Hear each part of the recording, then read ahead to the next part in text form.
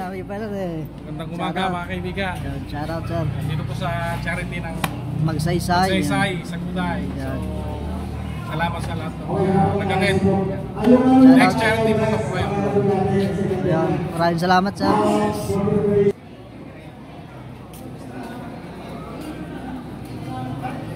Okay, so number 49. Sino number 49? Madam.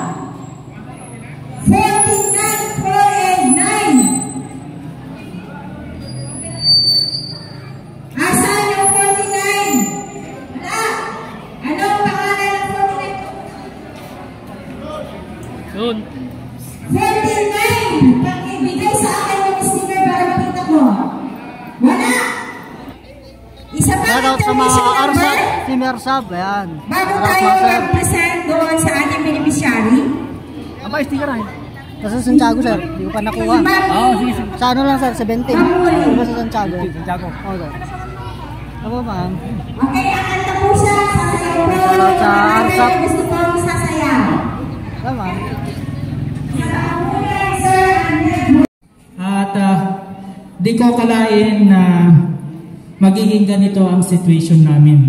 Namin dahil mayroon akong kakambal na siya ay 7 years na nakipaglaban ngayon sa kanyang hemodialysis twice a week.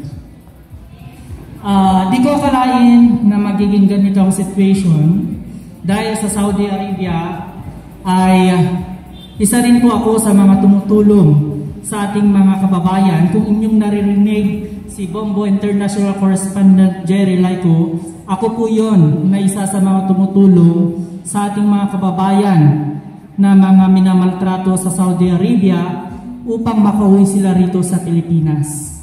At isa rin ako sa mga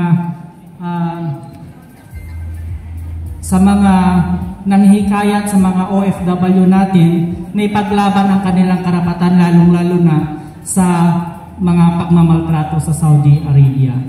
At di ko akalain na magiging ganito. Ang aming mother ay nagkaroon din ng end-stage kidney failure na hindi na siya nagdialysis at hindi nagtagal sumunod yung aking brother twin.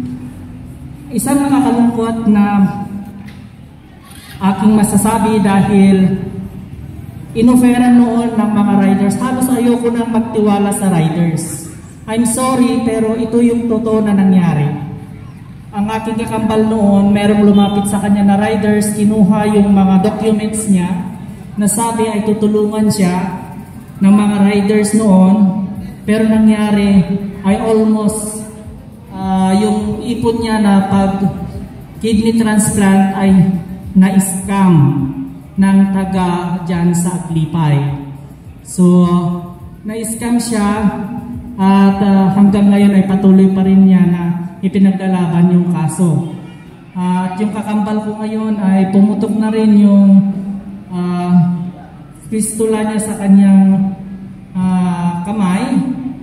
Ngayon napiktuhan din yung kanyang mata na halos din na siya makakita. Mahirap maging hemodialysis dahil di ko akalain na magiging ganito rin ako, magiging twice a week upang sa ganun ay may pagpatuloy ang laban. According sa aming doktor, kami ay nasa end stage 5 kidney failure na kailangan ng kidney transplant pero wala po tayong sapat na pera na malikom na umabot ng 3.5 to 5.5 million peso. Pero hanggang ganito na lang. Kaya maraming salamat po dahil sa inyo mga riders ay andyan kayo na tumutulong, prayers and financial dahil sa mga katulad namin na mga beneficiaries ay inyo pong matutulungan. Kaya mahirap man maging ganito ang situation dahil kada week ang pinakabahay mo ay hospital. Hindi lang hospital, minsan pa ay nahirapan kang huminga, kapos ka sa oxygen at kailangan mo masalinan ng dugo, ng blood transfusion. Then, kailangan mong makilaban alang-alang para sa pamilya mo at sa mga anak mo. Sa lahat po, hindi ko man po ma-mention yung mga pangalan sa ating founder, Sir. Maraming salamat. Sa ating barangay captain na siyang namuno rin dito. Maraming salamat din Sir Ronnie Balandang sa kanyang mga kasama at maging sa inyong lahat, mga ma'am and sir. At bago po ako uupo, gusto ko muna mag-iwan po sa inyo ng verses mula sa aklat ng Awit 51 verse 10. Sabi, huwag niyong hilingin sa Diyos ang kayamanan at karangyaan ng buhay. Hilingin ninyo ay bigyan kayo ng malinis na puso. At mula sa John 16:20, sabi rito, lagi po nating tandaan, you will feel the pain, but your pain will turn to happiness. At isa pa na verse na aking iiwan para sa inyo ay mula sa aklat ng Isaiah 14:27 na sabi rito, no one can stop God's plan for your life. Maraming salamat and God bless us all. Okay, next. 228. Mataas ang nabubunan ko.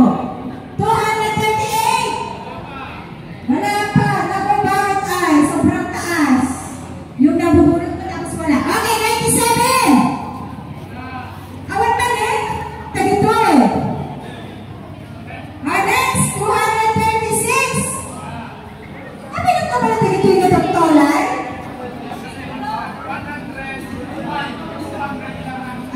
Yan. Ay, nako. Sige, uray niya yung nag-define na number. Kasi yung iba talaga naubusan na. Pinagtinipon na rin dahil awan ni Kwanakay. Marami din.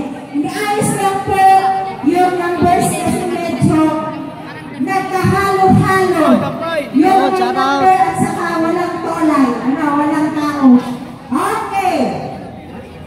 So, bago yan inaayos ang ating number, yung mga sasayaw po ay pwede na pong maghanda kasi susunod na kayo pagkatapos ng pass the helmet.